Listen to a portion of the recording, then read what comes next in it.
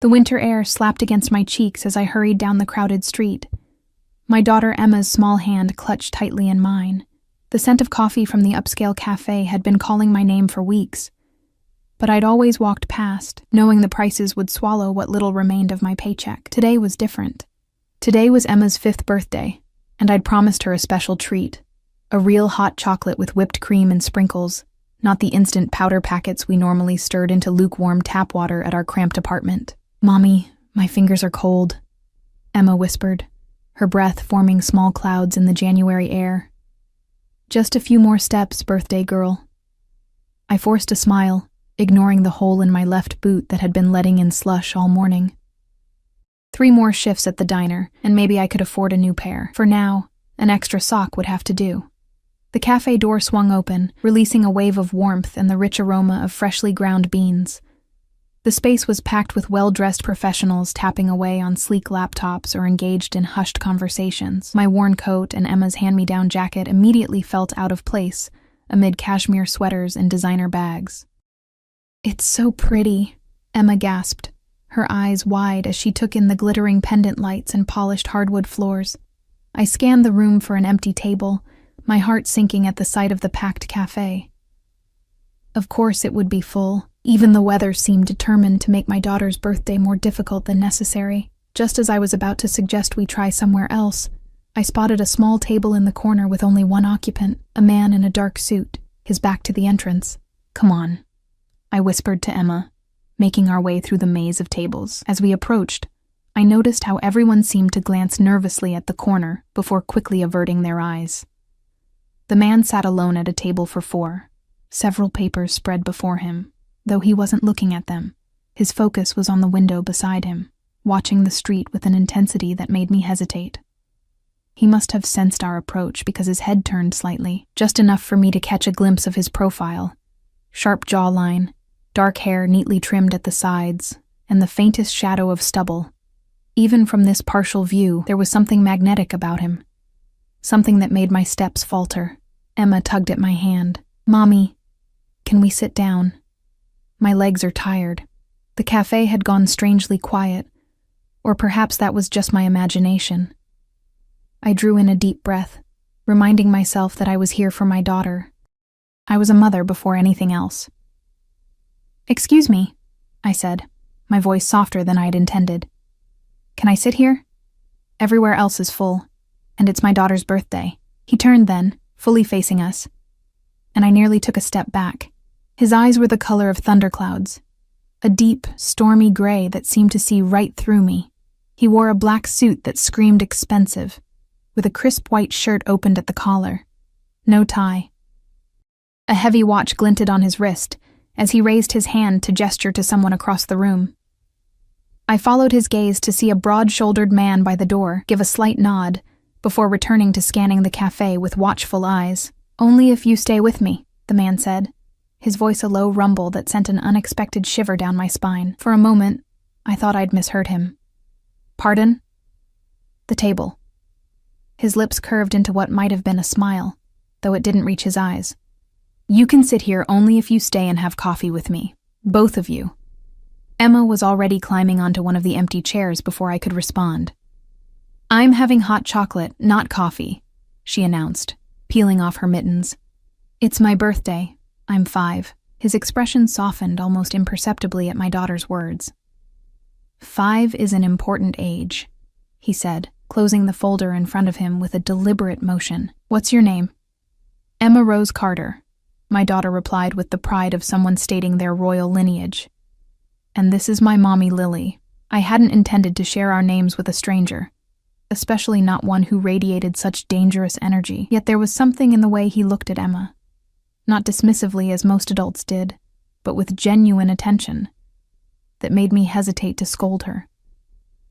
"Adrian," he offered in return, without a last name. "Please, sit down properly, Lily." The command in his tone had me lowering into the chair before I realized what I was doing. "We don't want to intrude," I said, helping Emma remove her coat. "We just need a place to sit for a few minutes while she enjoys her birthday treat." A waitress appeared at our table, her hands trembling slightly as she set down a small tray with an espresso for Adrian. "Sir?" she murmured, clearly avoiding eye contact. They'll be joining me, Adrian said. Not a request, but a statement. The little one wants hot chocolate with... He glanced at Emma questioningly. Whipped cream and rainbow sprinkles, she supplied happily. And a cookie, please. Can I have a cookie, Mommy? I reached for my purse, mentally calculating if I could afford to add a cookie to our splurge. Just the hot chocolate. She'll have the chocolate chip cookie as well, Adrian interrupted. And her mother will have... He paused, those storm-gray eyes studying me with unsettling intensity. Just a regular coffee is fine, I said quickly. A hazelnut latte, he corrected. And bring a selection of pastries. It's a celebration after all. The waitress nodded and hurried away before I could protest. I leaned forward, lowering my voice. That's very generous, but unnecessary. We can pay for our own drinks. Adrian's expression remained impassive. Consider it a birthday gift. We don't accept gifts from strangers, I said firmly. Something dangerous flashed in his eyes. Then perhaps we should get to know each other, Lily Carter. The way he said my name, my full name, which I hadn't given him, sent a chill through me. The cafe suddenly felt too warm, too small, as though the walls were closing in. Outside, I noticed a sleek black car with tinted windows idling by the curb, its engine running despite the no parking signs. How did you know my last name? My mouth had gone dry. Adrian's smile was razor thin. You look like someone I've been waiting to meet. Before I could respond, Emma gasped with delight as the waitress returned, setting down a mug overflowing with whipped cream and colorful sprinkles. The cookie beside it was the size of my palm. Thank you, Emma beamed, chocolate already smudging her lips after the first eager sip. I wrapped my hands around the warm mug placed before me, using it as an anchor. What do you do, Adrian? I asked, trying to regain some control of the situation. I solve problems, he replied smoothly. And sometimes I create them. His phone vibrated on the table. He glanced at it briefly before silencing it. You work at the diner on Kingston Street. Night shifts primarily. You're raising Emma alone. My blood turned to ice. These weren't guesses or observations. This was information he shouldn't have. I instinctively reached for Emma's hand. Who are you? I whispered. Someone who can help you, Lily. He leaned forward, close enough that I could smell his cologne. Something expensive and subtle, with notes of cedar and amber. Your ex-husband, David, owes me a significant amount of money. Did you know that? The mention of David's name made my stomach clench. I hadn't seen him in over 3 years. Not since he'd disappeared one night with our rent money and what little savings we had. I haven't spoken to David since Emma was a toddler, I said carefully. Whatever he owes you has nothing to do with us. Adrian's eyes never left mine as he took a sip of his espresso. On the contrary, it has everything to do with you. Emma tugged at my sleeve, oblivious to the tension crackling between us. Mommy, can I have another cookie? The man said it's okay. Adrian gestured to the waitress again without looking away from me. Another cookie for the birthday girl. His voice softened when addressing Emma, and for a brief moment, I glimpsed something almost gentle beneath his intimidating exterior. I don't understand what you want from me, I said once the waitress had moved away. I don't have any money. I barely make enough to cover rent and childcare. I'm aware of your financial situation. Adrian's tone was matter-of-fact. 3 months behind on rent, no health insurance, working 2 jobs and still drowning in debt that isn't even yours. My cheeks burned with humiliation. You've been watching me, protecting my interests, he corrected. David disappeared with something that belongs to me, more valuable than money. A cold dread settled in my chest. What does that have to do with Emma and me? David called me last week, Adrian said, sliding his phone across the table. On the screen was a text message from an unknown number. She has what you're looking for. Lily knows where it is, even if she doesn't realize it. My hands trembled as I pushed the phone back toward him. This is insane. I haven't heard from David in years. I don't have anything of yours. I believe you, Adrian said, surprising me. But David is desperate, and desperate men tell convenient lies. He glanced at Emma, who was happily decorating her napkin with sprinkles that had fallen from her hot chocolate. He knows I would never harm a child, or a mother trying to protect her child, so he's using you as a shield. The cafe seemed to fade away as I processed his words. This stranger knew where I worked, where I lived. He knew about my financial struggles and my connection to David, and he believed I had something that belonged to him, something valuable enough that he'd been waiting for me. "What happens now?"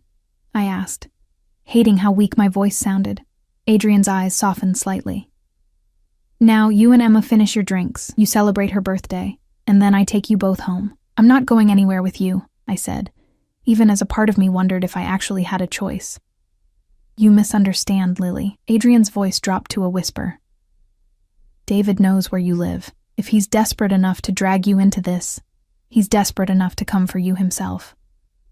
Or to send someone else who won't be as considerate as I am." Emma chose that moment to look up. Chocolate smeared across her cheek. "Mommy, can the nice man come to our house? I want to show him my birthday presents." Adrian's expression remained neutral, but I caught a flicker of something in his eyes. Satisfaction, perhaps. "That's a wonderful idea, Emma. I'd love to see your presents." I opened my mouth to refuse, to grab Emma and run, but the cafe door swung open with a violent crash.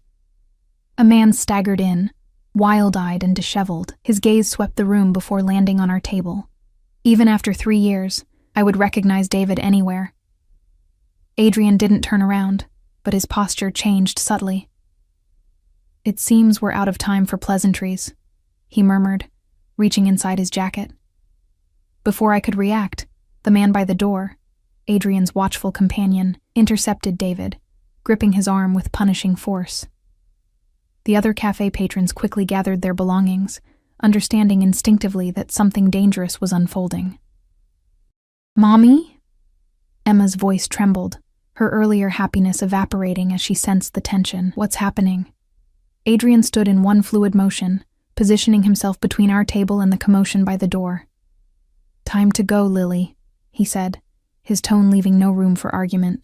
"Take Emma and follow Marco." He nodded toward a third man I hadn't noticed before, now standing by the cafe's back entrance. "Why should I trust you?"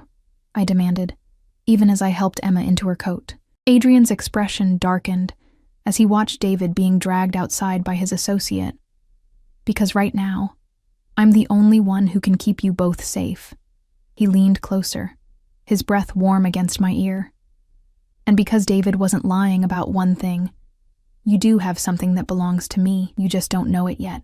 With Emma clutched to my side, I followed Marco through the kitchen and out into the alley behind the cafe, leaving behind the warmth and momentary peace we'd found. In the distance, I heard shouting, followed by the sound of breaking glass. Emma buried her face against my coat. "Where are we going?" I asked Marco, who remained silent as he guided us toward a second black car idling at the end of the alley. "Somewhere safe," came Adrian's voice behind me, causing me to jump. He'd appeared silently, straightening his cuffs as though he'd merely stepped out for air rather than confronted my ex-husband. "I promise no harm will come to either of you under my protection." As Marco opened the car door, Emma looked up at Adrian with wide, confused eyes. "Is my birthday ruined?" Something almost like remorse crossed Adrian's features. He crouched down to Emma's level, his movement surprisingly gentle for someone who radiated such danger. "No, little one. Your birthday is just beginning. Sometimes the best celebrations happen in unexpected places." I hesitated at the car door, knowing that once I stepped inside, everything would change. "I don't have a choice, do I?" Adrian's storm gray eyes met mine. "We always have choices, Lily, just rarely good ones." He gestured to the seat. "But I'm offering you protection. In return, I need you to trust me, at least until we figure out what David has hidden and where." As the first snowflakes began to fall, I made my choice and stepped into the unknown. Emma's small hand in mine. The car's interior was all black leather and tinted windows, isolating us from the world outside. Emma pressed her face against the glass, her breath fogging the window as she watched the snowflakes dancing in the wind. I sat rigidly beside her, my body tense with fear and uncertainty. Adrian settled across from us, his long legs stretched out in the spacious cabin. The partition between us and the driver was closed, creating an intimate bubble that made my skin prickle with awareness. "Where are you taking us?" I asked, trying to keep my voice steady for Emma's sake. "My residence," Adrian replied, his eyes never leaving my face. "It's secure. David won't be able to reach you there." And what happens after? I couldn't stop the tremor in my voice. We can't just disappear from our lives. Emma has school. I have work tomorrow. A faint smile touched his lips. All taken care of. Your manager at the diner received a call about a family emergency requiring your absence. As for Emma's school, he glanced at my daughter, who was now tracing patterns in the condensation on the window. Children that age adapt quickly. The casual way he'd inserted himself into our lives sent a chill down my spine. You can't just decide these things for us. I already have. His tone was final, brooking no argument. He reached into his jacket and pulled out a sleek phone, different from the one he'd shown me at the cafe. After tapping out a quick message, he turned his attention back to me. Tell me about the last time you saw David. The memory was a painful one, buried beneath 3 years of struggle and survival. It was a Tuesday night. I came home from my shift to find him packing a bag. He said he had a job opportunity in another city, promised to send for us once he was settled. I laughed bitterly. I believed him. By the time I realized he wasn't coming back, he'd emptied our joint account and maxed out our credit cards. Adrian's expression remained impassive, but I noticed his fingers tightening around the phone. And he never contacted you again? No calls, no messages, nothing. I glanced at Emma, making sure she was still distracted by the window. He didn't even send a birthday card. It's like he forgot he had a daughter, or he was hiding, Adrian suggested. Running from debts. From people like me. The car turned onto a private road, lined with tall pine trees, their branches heavy with snow. In the distance, I could make out the silhouette of a massive house, lights glowing warmly against the darkening sky. What did he take from you? I asked. You said it was more valuable than money. Adrian was silent for a long moment. Information, he finally said. Sensitive information that could destroy many lives if it fell into the wrong hands, including yours and Emma's. The car slowed as we approached a high wrought iron gate. A security camera swiveled to focus on us, and the gate swung open silently. We continued up a winding driveway, the house growing larger with each passing second. This is where you live? Emma asked, her voice filled with awe as she took in the mansion looming before us. Adrian's features softened when he looked at her. One of my homes, yes. The car came to a stop beneath a covered portico. Marco, who had been following in another vehicle, appeared to open our door. The frigid air rushed in, carrying the scent of pine and wood smoke. Welcome to Blackwood Estate, Adrian said, stepping out and extending his hand to help me. I ignored it, climbing out on my own and reaching back for Emma. The house was even more imposing up close, a sprawling stone mansion with tall windows and ivy crawling up the walls. It looked like something out of a Gothic novel, beautiful and forbidding all at once. Mommy, look, it's like a castle, Emma exclaimed, her earlier fear forgotten in the face of childish wonder. A woman appeared in the doorway, her silver hair pulled back in a severe bun. Despite her advanced age, she stood ramrod straight, her sharp eyes taking us in with a single glance. Mrs. Fairchild, Adrian greeted her. Please prepare the East Wing suite for our guests. They'll be staying with us indefinitely. Very good, sir, the woman replied, her accent faintly British. She offered Emma a small smile. I believe I might have some hot cocoa in the kitchen. Would you like some, young lady? Emma looked to me for permission, her eyes pleading. I nodded reluctantly, and she skipped forward to take Mrs. Fairchild's outstretched hand. Don't worry, Adrian said, noticing my anxious expression. Mrs. Fairchild raised me. She's the closest thing to a grandmother Emma will find here. I watched as they disappeared into the house, fighting the urge to run after them. You can't keep us here forever. Not forever, Adrian agreed, placing his hand at the small of my back to guide me inside. Just until I recover what's mine and ensure your safety. The entryway was cavernous, with marble floors and a sweeping staircase. Artwork that probably cost more than what I made in a year adorned the walls. Every surface gleamed with polish and wealth. Your home is beautiful, I said automatically, falling back on the manners my mother had drilled into me. It's just a house. Adrian's voice was dismissive. Come, I'll show you to your rooms, and then we have matters to discuss. Without little ears present. We climbed the staircase in silence, my mind racing with questions and fears. The East Wing suite turned out to be larger than my entire apartment, with a sitting room, 2 bedrooms, and a bathroom that featured a tub I could actually stretch out in. Emma's room connects to yours, Adrian explained, pushing open a door to reveal a bedroom that would make any 5-year-old gasp. The walls were a soft lavender, the bed piled high with pillows, and a bookshelf stood stocked with children's titles. You were expecting us, I said accusingly. This room was prepared for a child. Adrian's expression remained neutral. I like to be prepared for contingencies. Mrs. Fairchild will bring Emma up once she's finished in the kitchen. You'll find suitable clothing in the closets for both of you. I crossed my arms, suddenly aware of how shabby my uniform looked in these opulent surroundings. I don't want your charity. It's not charity, Lily. It's practicality. His eyes darkened. Unless you'd prefer to sleep in that uniform and send Emma to bed in her day clothes. The condescension in his tone made my cheeks burn. Why are you doing this? If you believe I don't have whatever David took, why not just let us go home?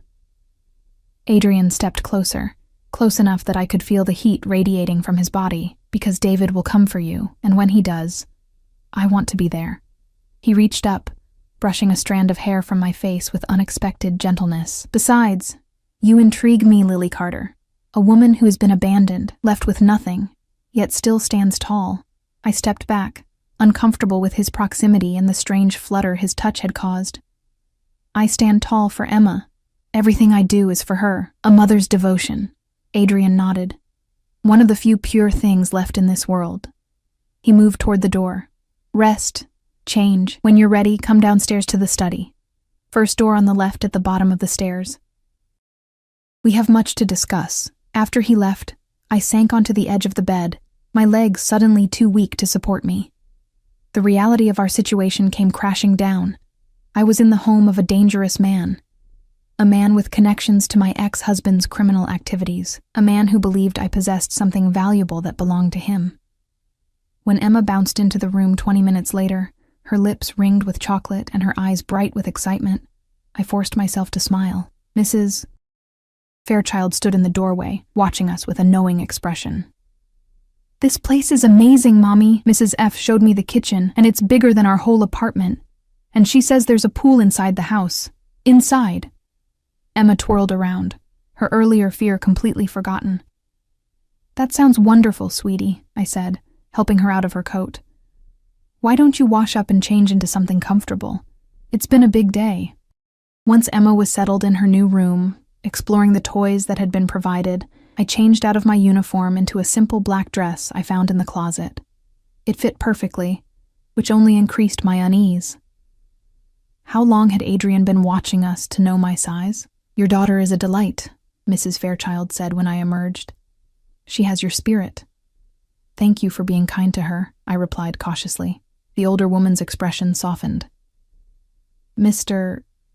Adrian may seem harsh, but he is a man of honor. You and your daughter are safe here, are we? I couldn't keep the doubt from my voice. I don't even know who he is. Mrs. Fairchild's eyes widened slightly. He hasn't told you? When I shook my head, she sighed. That is for him to explain, I suppose. He's waiting for you in the study. I checked on Emma one last time, finding her already dozing amid a pile of stuffed animals. The day's excitement had worn her out. Carefully tucking the blanket around her, I pressed a kiss to her forehead and whispered, "Happy birthday, my brave girl." The hallway was silent as I made my way downstairs, my footsteps muffled by the thick carpet. The study door was ajar, warm light spilling out into the corridor. I hesitated before knocking softly. "Enter," came Adrian's voice from within. The study was a masculine space, with leather-bound books lining the walls and a large desk positioned before a window that would offer views of the grounds in daylight. A fire crackled in the stone fireplace, casting dancing shadows across the room. Adrian stood with his back to me, pouring amber liquid into 2 crystal tumblers. He'd removed his jacket, and the white shirt stretched across his broad shoulders as he moved. Without turning, he said, "Your daughter is settled?" "She's asleep," I replied, remaining by the door. "It's been an overwhelming day for her." He turned then, offering me one of the glasses. "Bourbon. You look like you could use it." I accepted the drink but didn't take a sip. "I need answers, Adrian. Real ones. Who are you? What did David take? And why do you think I have it? Adrian gestured to a leather armchair by the fire. Sit, Lily. This is a conversation best had in comfort. Reluctantly, I perched on the edge of the chair while Adrian took the one opposite. The firelight cast half his face in shadow, making him look both more dangerous and more vulnerable somehow. My name is Adrian Russo, he began, watching me carefully for recognition. Does that mean anything to you? I shook my head slowly. Should it? A wry smile crossed his face. Most people in this city know the Russo name, or at least they know enough to fear it. He took a sip of his bourbon. My family has controlled the eastern seaboard's shipping and import businesses for 3 generations. The implication hung in the air between us. Shipping and import businesses, a polite euphemism for something far more sinister. You're in the Mafia, I said bluntly, my fingers tightening around the untouched glass in my hand. I prefer to think of it as a family enterprise with diverse interests, Adrian replied, his tone almost amused. But yes, the newspapers and police would use that term. My stomach twisted with fear. I was sitting in the home of a crime lord, drinking his bourbon, wearing clothes he had provided, and my daughter was sleeping upstairs, oblivious to the danger we were in. And David? What was he to you? Adrian's expression hardened. David Carter worked for me as an accountant. He had access to sensitive financial information, client lists, transaction records, offshore accounts. 6 months before he left you, he began skimming money, small amounts at first, then larger sums as he grew bolder. I stared into the fire, trying to process this information. David, my college sweetheart, the man who'd sworn to love me forever, had been working for the mob. I had no idea, I whispered. Of course you didn't. Men like David are adept at compartmentalizing their lives. Adrian leaned forward, his eyes reflecting the flames. When my people discovered the discrepancies, David panicked. He copied encrypted files containing all of our financial data, enough information to destroy my organization and put me in prison for several lifetimes. And you think he gave these files to me? I laughed incredulously. David barely told me where he was going for lunch, let alone entrusted me with criminal evidence. Not intentionally, perhaps. Adrian set his glass down on the side table. The night he disappeared, did he give you anything? A gift, a keepsake, anything unusual? I thought back to that night, trying to remember details I'd long suppressed. No. He just left. Said he'd call when he got settled. Nothing for Emma? No birthday present set aside? No special toy? A memory stirred. Something I'd almost forgotten. There was a stuffed rabbit. He left it on Emma's bed with a note saying he was sorry he'd miss her birthday. My throat tightened. She still sleeps with it sometimes. Adrian's eyes sharpened with interest. This rabbit, what does it look like? It's nothing special. Just a gray rabbit with floppy ears and a blue bow. I frowned. You don't think... I need to see it. Adrian stood abruptly. Now. I set my glass down untouched and rose to follow him. Emma's asleep. I'm not waking her for this. Then we'll have to be quiet, he replied, already striding toward the door. We ascended the stairs in silence, Adrian moving with surprising stealth for such a powerful man. At the door to Emma's room, I hesitated. Let me go in alone, I whispered. If she wakes up, I don't want her frightened by seeing you there. Adrian nodded, his expression unreadable in the dim hallway light. I slipped into Emma's room, guided by the soft glow of the nightlight. She was sleeping peacefully, one arm flung above her head, the other clutching her beloved rabbit. Carefully, I tried to ease it from her grasp, but she stirred, murmuring in her sleep. Shh. It's okay, baby, I whispered, stroking her hair until she settled again. With gentle persistence, I managed to extract the toy without waking her. I stood for a moment, looking down at my daughter's innocent face, wondering how we'd ended up here, in this mansion, entangled in a dangerous man's world. When I returned to the hallway, Adrian was waiting with barely concealed impatience, his eyes fixed on the well-worn rabbit in my hands. My office, he said quietly, leading the way back downstairs. Once inside the study, Adrian closed the door and held out his hand. May I? Reluctantly, I handed over the stuffed animal. It looked small and shabby in his large hands, a toy that had been loved almost to pieces, with one ear reattached after Emma had accidentally ripped it during a tantrum. Adrian turned it over, examining the rabbit from every angle. His fingers probed the seams, the stuffing, the embroidered eyes. Then he paused, his expression changing subtly as he felt something along the rabbit's spine. "Do you have scissors?" I asked, guessing his intention. He opened a desk drawer and withdrew a silver letter opener. "This will do." With surgical precision, he made a small incision along the rabbit's back seam, careful not to damage the fabric more than necessary. I watched as he reached into the stuffing and extracted something small and flat. A black USB drive, no larger than my thumb. "Son of a bitch," Adrian murmured, holding it up to the light. He hid it in a child's toy. A wave of nausea washed over me. He used our daughter as a hiding place for his stolen files. "He knew you'd come looking for them. He knew I wouldn't harm a child," Adrian said, his voice tight with controlled anger. "Even I have lines I won't cross." I sank into the nearest chair, suddenly exhausted. "So now you have what you want. Does that mean we can go home?" Adrian plugged the drive into his laptop, his eyes scanning the screen as files populated the display. "It's not that simple, Lily." "Why not?" "You have your files back. We've done nothing wrong." He looked up from the computer, his expression grave. "David is still out there. He knows I have you, and he knows I've likely found the drive by now. That makes you and Emma witnesses, loose ends he'll want to tie up." "But we don't know anything," I protested. "I didn't even know the drive existed until 5 minutes ago." "David doesn't know that," Adrian pointed out. "And men like him, desperate, cornered men, they don't take chances." He closed the laptop and came to kneel before my chair, taking my cold hands in his warm ones. "I promised you protection, Lily. I intend to keep that promise." His proximity was unnerving. Up close, I could see flecks of silver in his gray eyes, smell the subtle cologne that clung to his skin. There was something intoxicating about him. This dangerous man who spoke of protection with such conviction. "For how long?" I whispered. "Until David is no longer a threat." His thumbs traced small circles on the backs of my hands, the gesture oddly soothing. "Until I know you and Emma are safe." "And then what? We just go back to our lives like none of this happened?" Adrian's gaze intensified.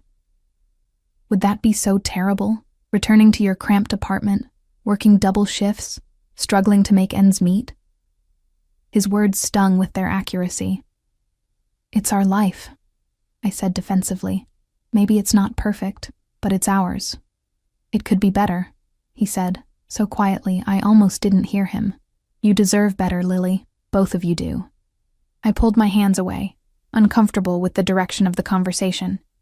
"I should check on Emma." Adrian stood, allowing me my retreat. "Of course. Get some rest. Tomorrow we'll discuss more permanent arrangements for your safety." As I reached the door, his voice stopped me. "Lily." I turned to find him watching me with an intensity that made my breath catch. "Thank you for trusting me with the rabbit. I know what it means to Emma." "I didn't have much choice," I replied honestly. His smile was faint, but genuine. "We always have choices, remember? You chose to help me rather than fight. That means something." I left without responding, my thoughts too jumbled to form a coherent reply.